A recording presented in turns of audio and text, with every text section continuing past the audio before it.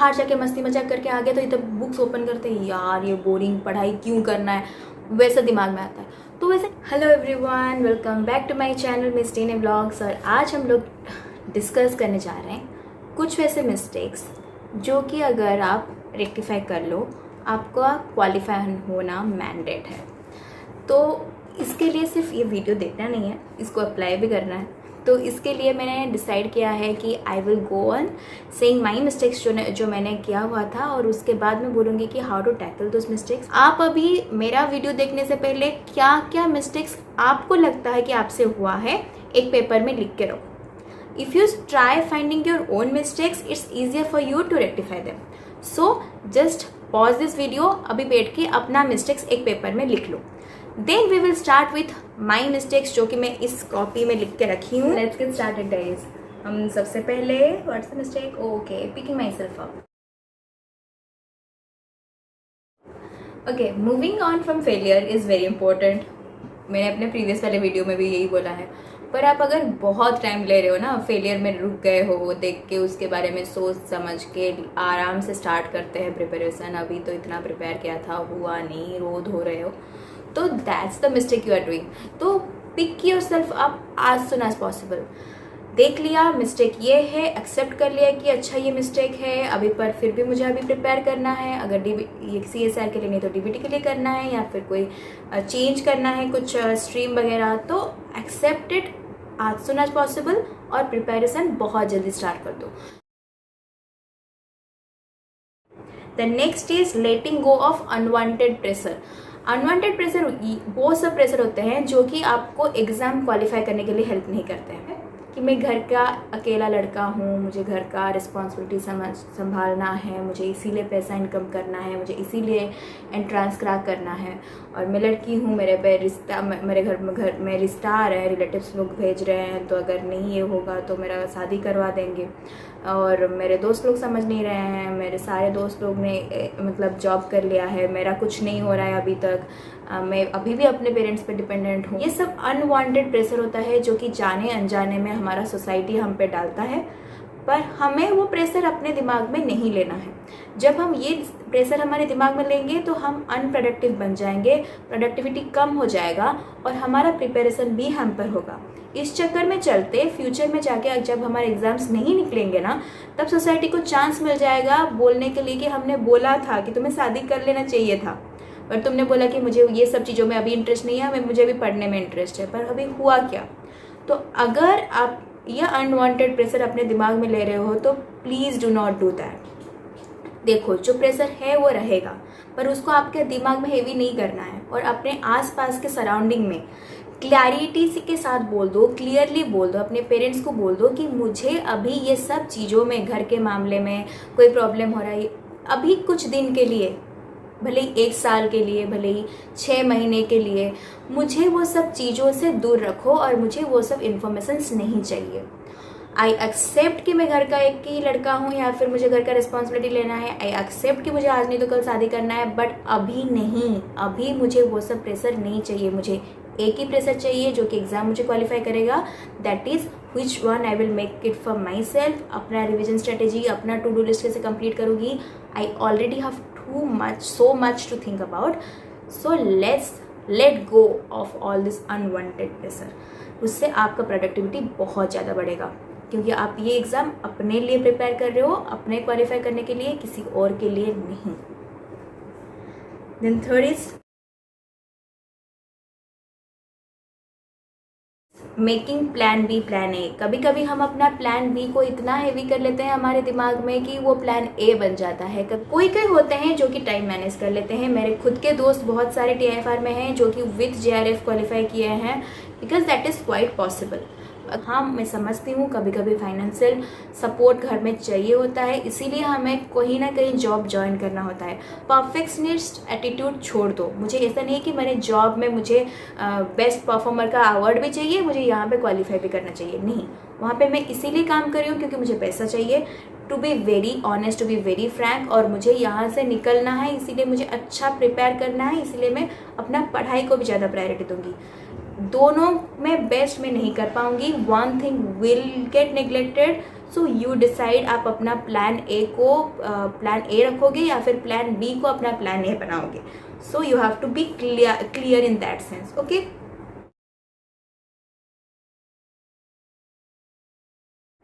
Then not to complain but to accept. So this thing is very very important guys. क्योंकि मैं पहले क्या करती थी ना, मैं बहुत चीज़ों के लिए कंप्लेंट करती थी. एग्ज़ाम्स नहीं हो रहे हैं, मतलब ये शिफ्ट में डिफ़िकल्ट क्वेश्चन आ गए, ये वो. बट अभी क्या हुआ ना, मुझे एक दोस्त ने बोला कि तेरे टाइम में तो ईजी था, तो तूने क्वालिफाई कर लिया. तो मैंने बोला अच्छा. तो उसके बाद मुझे ये रियलाइज हुआ कि वो जैसे सोच रही है ना, मैं एक टाइम में वैसे सोचती थी. But then when I qualified, you know, when I decided not to complain, I just, इस बार मैंने देखा है कि 110 रखे हैं बच्चे, उनका भी 99 पॉइंट समथिंग परसेंटाइल आया है. तो मैं इसीलिए कि percentile and all is very confusing guys. आप दिमाग में ना 160 रखो, या फिर आपका मार्क कितना रखना है 200 से, तो वो आप अपने दिमाग में क्लियर रखो. उसको छोड़ के और कुछ नहीं सोचना है और कंप्लेन करना ही नहीं है. भले ही CSIR एग्जाम्स देर में कंडक्ट कर रहा है, तो मैं TBT दे दूंगा, तो मैं ICMR दे दूंगा, मैं JG बिल्स कर दूंगा, तो मैं और कुछ कर लूँगा. आप अपना एक्शन ओरिएंटेड, सोल्यूशन ओरिएंटेड सोचना स्टार्ट करो गाइस. क्योंकि आप कंप्लेन करते रहते हो तो आप दूसरे पे ब्लेम करते रहते हो, तो अपना मिस्टेक नहीं सोच रहे हो. उसके लिए आपको एक्शन मोड में आना होता है. जब तक आप कंप्लेन मोड में हो, यू कैन नेवर एक्ट. है ना. आप जब क्वेश्चंस प्रैक्टिस करते हो और प्रैक्टिस कुछ भी करते हो, उसके लिए मैं आपको ये दिखाती हूँ. ये आप देख सकते हो कि इसमें आप एक सेक्शन रखिए जिसमें कि आप ये लिख के रखो कि व्हाई मिस्टेक, मतलब क्या गलती हुआ, क्यों गलती हुआ. ये सेक्शन आप लिख के रखो ना. ईच क्वेश्चन में आपका क्या गलती हुआ. रिविजन में नहीं अच्छे नहीं थे, याद नहीं आया, नेगेटिव मार्किंग हो गया, डाउट आ गया. तो एवरी क्वेश्चन जब गलत होता है ना, उसके साइड में आप अपना वाई मिस्टेक का जब सेक्शन फिल करते हो, every time you remind yourself कि ये मिस्टेक हो रहे हैं, तो next time I won't do that. आप प्रैक्टिस के टाइम से ही ये स्टार्ट कर दो कि अपना मिस्टेक्स आपको रिमाइंड करते रहो. स्टिकी नोट हो गए, A4 साइज पेपर हो गए, किसी में भी लिखते रहो कि ये मिस्टेक मेरा है, तो आगे अपने आंखों के सामने वो मिस्टेक्स लिखते रहो. ये मिस्टेक्स हो रहा है, ये नहीं होना चाहिए. तो keep reminding yourself about the mistakes you are doing. और PYQ नहीं करोगे तो आपको अपना स्टैंडर्ड नहीं पता चलेगा. क्योंकि सबको लगता है सबने बहुत कुछ पढ़ा है. ऑल्दो यू हैव नॉलेज, पर एंट्रेंस क्रैक करना is a very different thing. कभी कभी आपको ये भी पता होगा, लोग जो होते हैं ना, उनके पास इतना नॉलेज नहीं होता है, they don't know much, but they could crack so many exams. तो उसके लिए दोनों चीज़ चाहिए, क्योंकि आपको एग्जाम्स के बाद इंटरव्यू भी क्रैक करना है.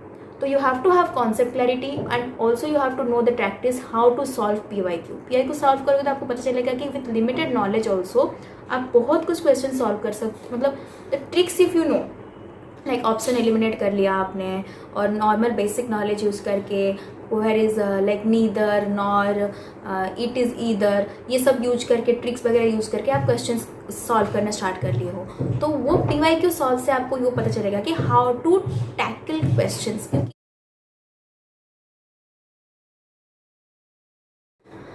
And giving attempt without preparation attempt लेना इज़ वेरी वेरी रॉन्ग मेरे हिसाब से.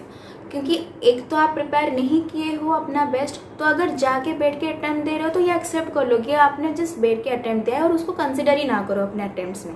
वो सोचो कि बैठ के देखना था कि कैसा एग्ज़ाम है. बट आई डिसाइडेड, मैंने जब एक दो बारी एग्ज़ाम्स ऐसा दिया तो मुझे बहुत फेलियर फील हुआ कि मेरा ये क्रैक नहीं हुआ है, मैंने दिया था ये नहीं हुआ है क्रैक. तो उसके लिए विदाउट प्रिपरेशन ना एग्ज़ाम्स में बैठना ही गलत है. ताकि आप अगर एक बार बैठो तो आप ये सोच के बैठो कि मैं ये एग्ज़ाम क्रैक करूँगा, दिमाग में ये क्लियर है कि I am sitting in this exam to qualify. अगर आप ये टू क्वालिफाई क्लियर करके जाओगे ना, तो आप अपना कुछ तो प्रिपेयर करके जाओगे. 1-2 हफ्ते से पहले भी होना क्यों ना हो, कुछ तो रिवाइज कर रहे हो, कुछ तो देख के जा रहे हो. ब्लैंक जाके ऐसे नहीं बैठना है और बाद में आके सब कॉन्शियसली आपको माइंड को एक सिग्नल जाता है कि मेरा ये एग्ज़ाम निकला नहीं, इवन तो आपने कुछ प्रिपेयर ही नहीं किया था यार. तो इसके लिए विदाउट प्रिपरेशन एग्जाम्स देने से बेहतर है कुछ ना कुछ प्रिपेयर करके एग्जाम्स देने के लिए जाओ.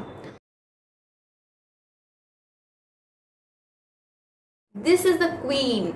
Revision is the queen of any competitive examination. क्योंकि हम बहुत कुछ भूल जाते हैं अगर हम रिवाइज नहीं करते हैं। रिकॉल करना बहुत इम्पोर्टेंट है। Out of sight out of mind हो ही जाता है, क्योंकि ऐसा नहीं कि हम सिर्फ एक यूनिट का एक टॉपिक पढ़ के सेमेस्टर एग्जाम दे रहे हैं, वैसा नहीं है, बहुत वास्ट सिलेबस है।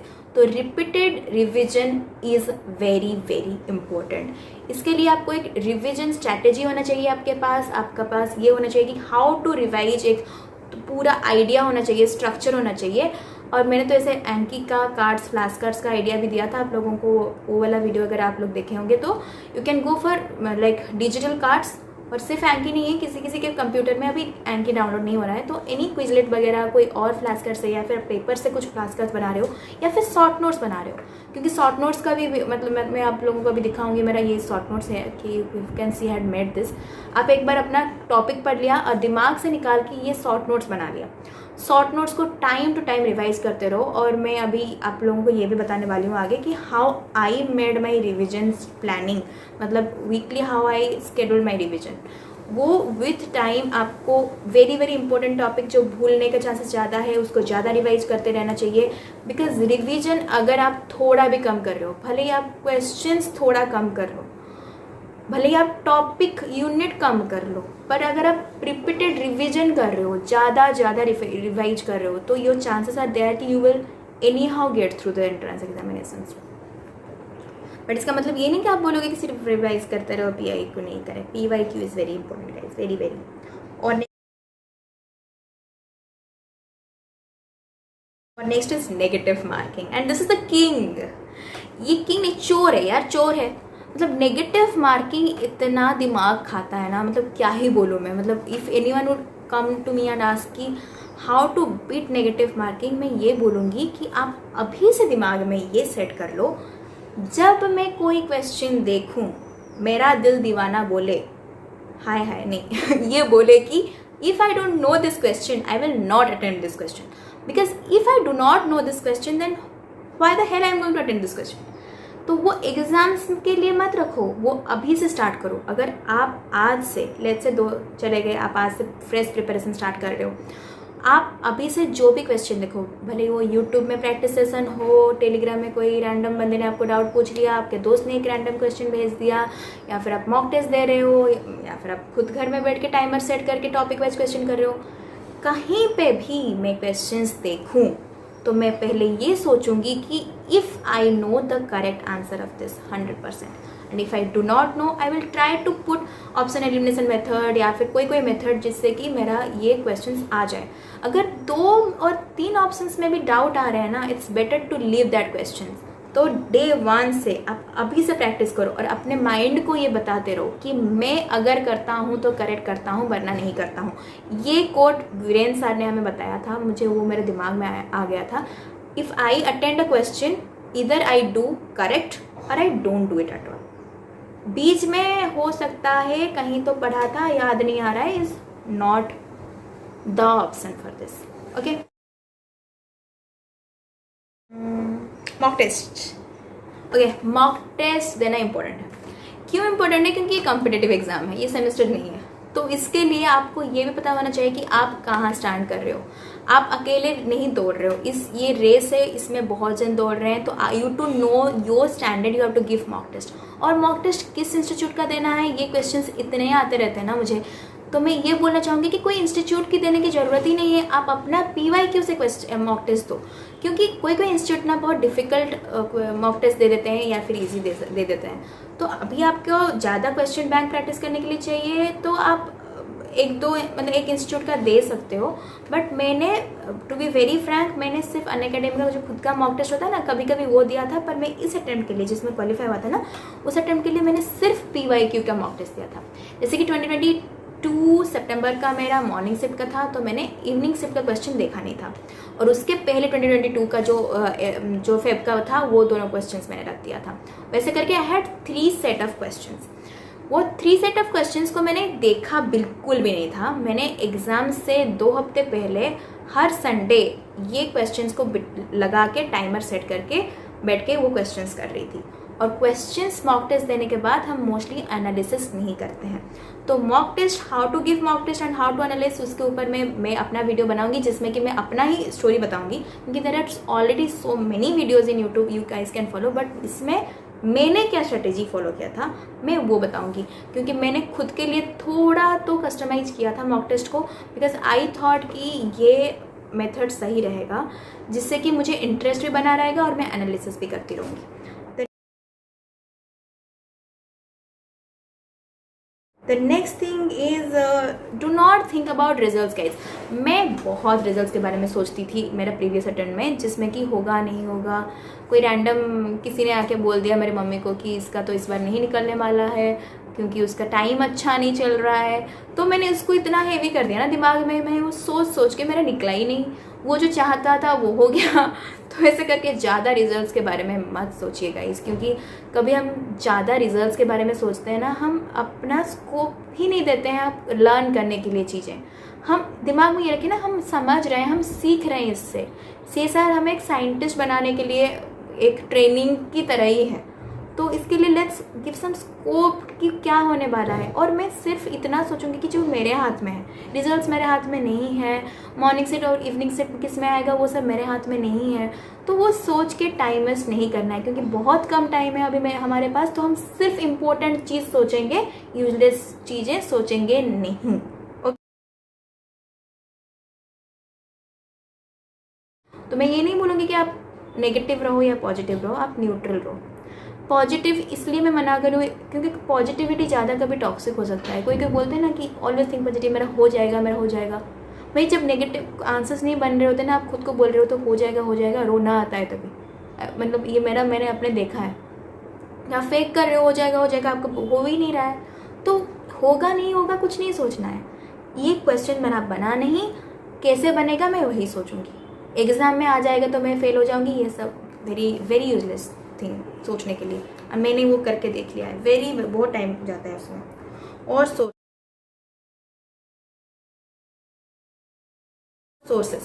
सोर्सेस लिमिटेड रखिएगा। इस आप जिस एडुकेटर्स को फॉलो कर रहे हैं ना, पहले से सिर्फ उन्हीं को ही फॉलो करते रहिए, क्योंकि अगर आप 4-5 सोर्सेस में जाओगे आपको ये लगेगा कि मैं ये नहीं पढ़ी हूँ, वो नहीं पढ़ी हूँ, क्योंकि एंड तक आपको तो ये लगेगा कि मेरा नोट्स अपडेट नहीं है।